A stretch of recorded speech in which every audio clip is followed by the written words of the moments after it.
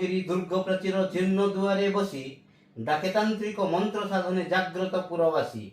ପୃଥିବୀଦାରୀ ବାରବାଟୀ ମୋଡ଼ା ଉଠ ଉଠ ଚଞ୍ଚଳ ଖୋରଧାର ଶତ ସରଦାର ଶିର କର ଉନ୍ନତ କର। ଉଠ କଙ୍କାଳ ଛିଡ଼ୁ ଶୃଙ୍ଖଳ ଜାଗ ଦୁର୍ବଳ ଆଜି ଉଠୁ ଗତ ଗୌରବ ହୃତ ଗୌରବ ମୃତ ଗୌରବ ରାଜି। ପିଲାମାନେ ଆଜି ଆମେ ଆଲୋଚନା କରିବା ଓଡ଼ିଆ ଗଦ୍ୟ ବିଭାଗର ଜନ୍ମଭୂମି ପ୍ରବନ୍ଧ, ଯାହାର ସରଳାର୍ଥ। ଏଥିରେ 3 ଗୋଟି ସରଳାର୍ଥ ଅଛି। এই 3 ଗୋଟି ସରଳାର୍ଥ ମଧ୍ୟରୁ ପ୍ରତି ବର୍ଷ CBSE ଓଡ଼ିଆ ଅପସନାଲ ରଖିଥିବା ପିଲାମାନଙ୍କ ପାଇଁ ପ୍ରତି ବର୍ଷ এই 3 ଗୋଟିରୁ ଗୋଟିଏ ଗୋଟିଏ ପଡ଼ିବାର ଅନେକ ସମ୍ଭାବନା ଅଛି। ପିଲାମାନେ ଏହାକୁ ତୁମ୍ଭେମାନେ ଅଭ୍ୟାସ କରି ନେବ। ମୁଁ ଯେପରି କହୁଛି ତୁମେ ଶୁଣିବ ଏବଂ ଭିଡ଼ିଓକୁ ପଜ୍ ମାରିବ ଏବଂ ଲେଖିବ। ତା ଦ୍ୱାରା ମନେ ରହିବ। କାହିଁକି ନା ଏହା 5 ମାର୍କ ବିଶିଷ୍ଟ ଅଟେ। ପିଲାମାନେ ପ୍ରଥମ ସରଳାର୍ଥ, ସମୟ ସ୍ରୋତରେ ନିଃସହାୟ ଶୁଷ୍କ ତୃଣ ପରି ମୁଁ ଭାସି ଚାଲିଛି। ଉକ୍ତ ଗଦ୍ୟାଂଶଟି ଆମ ପଠିତ ସାହିତ୍ୟ ବହିର ଜନ୍ମଭୂମି ପ୍ରବନ୍ଧରୁ ଆସିଅଛି।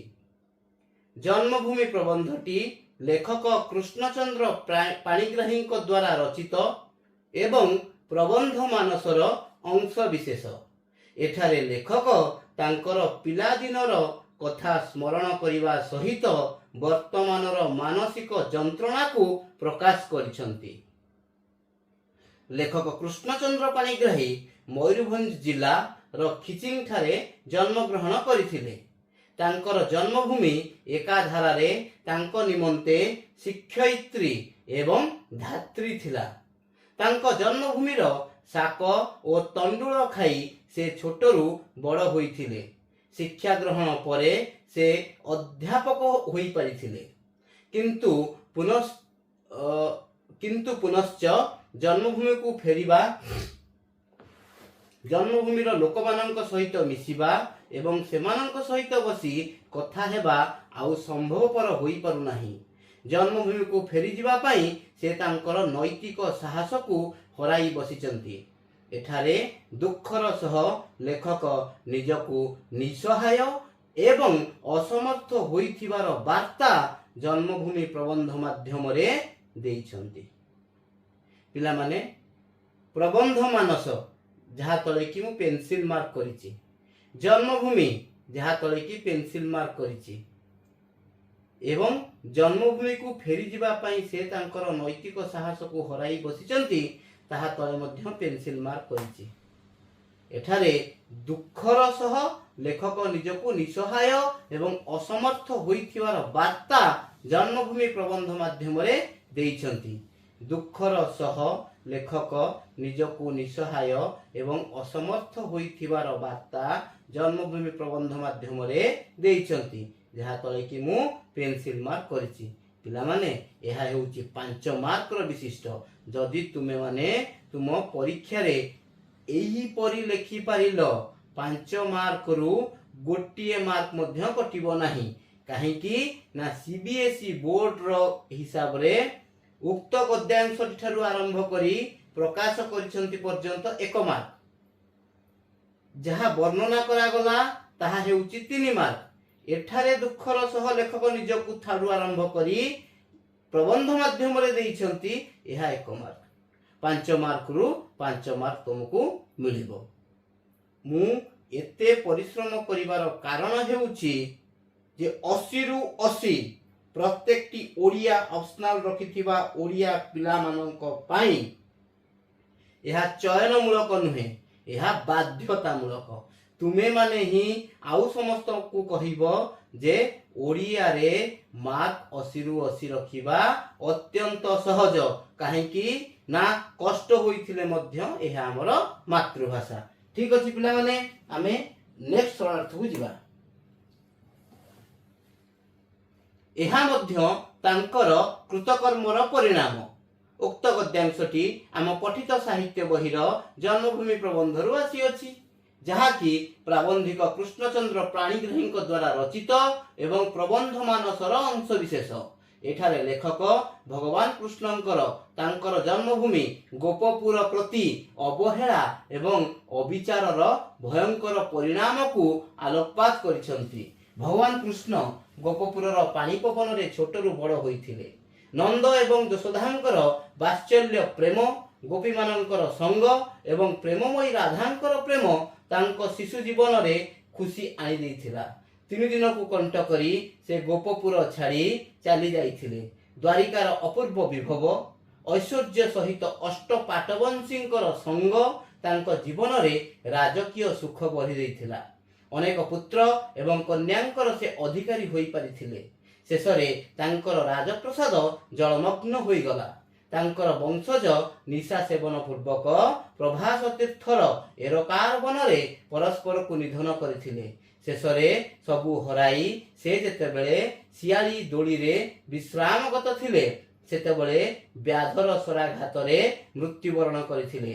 ଜନ୍ମଭୂମି ପ୍ରତି ହତାଦର ତାଙ୍କ ଜୀବନରେ ଅନେକ ଦୁଃଖ ଭରି ଦେଇଥିଲା, ଯାହାକୁ କି ଲେଖକ ଏଠାରେ କୃତକର୍ମର ପରିଣାମ ବୋଲି କହିଛନ୍ତି। ପିଲାମାନେ, ପ୍ରଥମତଃ ଜନ୍ମଭୂମି, ଯାହା ତଳେ କି ବୋର୍ଡ ପରୀକ୍ଷାରେ ଲେଖିଲା ପରେ ଆନ୍ସର ଜନ୍ମଭୂମି ତଳେ ପେନସିଲ ମାର୍କ କରିବ। ପ୍ରାବନ୍ଧିକ କୃଷ୍ଣଚନ୍ଦ୍ର ପାଣିଗ୍ରାହୀ, ତାହା ତଳେ ପେନସିଲ ମାର୍କ କରିବ। ପ୍ରବନ୍ଧ ମାନସ, ତାହା ତଳେ ପେନସିଲ ମାର୍କ କରିବ। ତାପରେ ଶିଶୁ ଜୀବନରେ ଖୁସି ଆଣି ଦେଇଥିଲା, ତାହା ତଳେ ପେନସିଲ ମାର୍କ କରିବ। ଦ୍ୱାରିକାର ଅପୂର୍ବ ବିଭବ, ଐଶ୍ୱର୍ଯ୍ୟ ସହିତ ଅଷ୍ଟପାଟବଂଶୀଙ୍କର ସଙ୍ଗ, ତାହା ତଳେ ପେନସିଲ ମାର୍କ କରିବ। ରାଜପ୍ରସାଦ ଜଳମଗ୍ନ, ଏହା ତଳେ ପେନସିଲ ମାର୍କ କରିବ। ବଂଶଜ ନିଶା ସେବନ ପୂର୍ବକ ପ୍ରଭାସ ତୀର୍ଥର ଏରକାର ବନରେ, ଏହା ତଳେ ପେନସିଲ ମାର୍କ କରିବ। ଶିଆଳି ଦୋଳିରେ ବିଶ୍ରାମଗତ, ତଳେ ପେନସିଲ ମାର୍କ କରିବ। ବ୍ୟାଧର ସ୍ୱରାଘାତରେ ମୃତ୍ୟୁବରଣ କରିଥିଲେ, ପେନସିଲ ମାର୍କ କରିବ। ହତାଦର, ତଳେ ପେନସିଲ ମାର୍କ କରିବ। କୃତକର୍ମର ପରିଣାମ, ତଳେ ପେନସିଲ ମାର୍କ କରିବ। ପିଲାମାନେ, ବୁଝେଇ କହୁଛି, ଏହି 5 ମାର୍କର ଯାହା କ୍ୱେଶ୍ଚିନ୍ ଆସିଛି, ଯଦି ତୁମେ ଏହିପରି ଭାବେ ଲେଖିପାରିଲ, ତୁମର ବୋର୍ଡ ପରୀକ୍ଷାରେ CBSE ବୋର୍ଡ ଓଡ଼ିଆ ଅପସନାଲ ରଖିଥିବା ପିଲାମାନେ ତୁମର ଗୋଟିଏ ମାର୍କ ବି କଟିବ ନାହିଁ। ନିଜକୁ ନିଜେ ଓଡ଼ିଆ ବୋଲି ଗର୍ବିତ ହେବ, 80ରୁ 80 ରଖିବ। ମୁଁ ଯାହା ପେନସିଲ ମାର୍କ କରିଥିଲି ତାହା ତୁମମାନଙ୍କୁ କ୍ଲିଅର ଭିଜିବିଲିଟି ନଥିଲା, ତେଣୁ କରିକିରି ମୁଁ ମାର୍କରରେ, ଗ୍ରୀନ କଲର ମାର୍କରରେ ତୁମମାନଙ୍କୁ ସୂଚାଇ ଦେଇଛି ଯେ କି ୱାର୍ଡସ୍ ବା ଗୁରୁତ୍ୱପୂର୍ଣ୍ଣ ତଥ୍ୟ କ'ଣ। ଆଚ୍ଛା, ଆମେ ଏବେ ବର୍ତ୍ତମାନ ଯିବା 3ୟ ନମ୍ବର ଶରଣାର୍ଥ।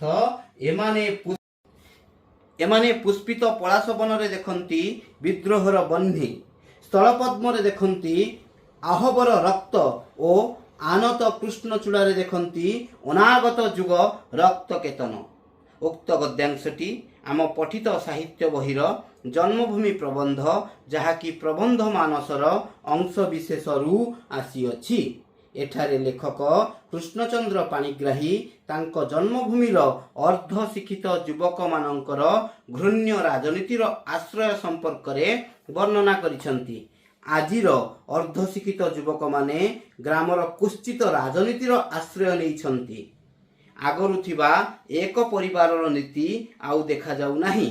ସେମାନଙ୍କ ମଧ୍ୟରୁ କେହି କଂଗ୍ରେସୀ ତ କେହି କମ୍ୟୁନିଷ୍ଟ ପ୍ରଭୃତି ରାଜନୈତିକ ଦଳର ଆଶ୍ରୟ ନେଇ ନିଜଠାରୁ ନିଜେ ଦୂରେଇ ଯାଇଛନ୍ତି। ସେମାନେ ସେମାନଙ୍କର ନୈତିକତା ହରାଇ ବସିଛନ୍ତି। ପ୍ରକୃତିର ସୌନ୍ଦର୍ଯ୍ୟକୁ ଉପଭୋଗ କରିବା ସ୍ଥଳେ ସେମାନେ ନିଜ ନିଜ ମଧ୍ୟରେ ବିଦ୍ରୋହ କରୁଛନ୍ତି। ଏମାନେ ପୁଷ୍ପିତ ପଳାଶ ବନର ସୌନ୍ଦର୍ଯ୍ୟ, ସ୍ଥଳପଦ୍ମର ସୌନ୍ଦର୍ଯ୍ୟ ଏବଂ କୃଷ୍ଣଚୂଡ଼ାର ସୌନ୍ଦର୍ଯ୍ୟ ଉପଭୋଗ କରିବାରୁ ବଞ୍ଚିତ। ଏଠାରେ ଲେଖକ ବର୍ତ୍ତମାନର ଅର୍ଦ୍ଧଶିକ୍ଷିତ ଯୁବକମାନଙ୍କର ମାନସିକ ପରିବର୍ତ୍ତନକୁ ଯଥାର୍ଥ ପ୍ରତିପାଦନ କରିଛନ୍ତି। ପିଲାମାନେ, ଯାହା ସବୁ କିୱାର୍ଡ ଅଛି ତାହା ମୁଁ ଗ୍ରୀନ କଲର ମାର୍କରରେ ମାର୍କ କରିଛି। ତୁମେ ଏହାକୁ ଗ୍ରୀନ କଲର ମାର୍କରରେ ମାର୍କ କରିବା ଠିକ ହେବ ନାହିଁ, ପେନସିଲରେ ମାର୍କ କରିନେବ। 5 ମାର୍କରୁ 5 ମାର୍କ ତୁମ୍ଭମାନଙ୍କୁ ମିଳିବ। ପିଲାମାନେ ଏହି ଜନ୍ମଭୂମି ପ୍ରବନ୍ଧ ଆଉ ଥରେ କହିଲି, ଏ 3 ଗୋଟି ସରଳାର୍ଥରୁ ଗୋଟିଏ ଆସିବାର ଅନେକ ସମ୍ଭାବନା ଅଛି। କାହିଁକି ନା ମୁଁ ଯଦି ଲାଷ୍ଟ 10 ବର୍ଷର ତୁମ୍ଭମାନଙ୍କର ବୋର୍ଡ଼ ପରୀକ୍ଷାର କ୍ୱେଶ୍ଚିନ୍ସ ଦେଖିବି, ତେବେ ଏହିଥିରୁ ହିଁ ଗୋଟିଏ ଯେମିତି ହେଲେ ଆସେ। ରହିଲି, ଜୟ ଜଗନ୍ନାଥ।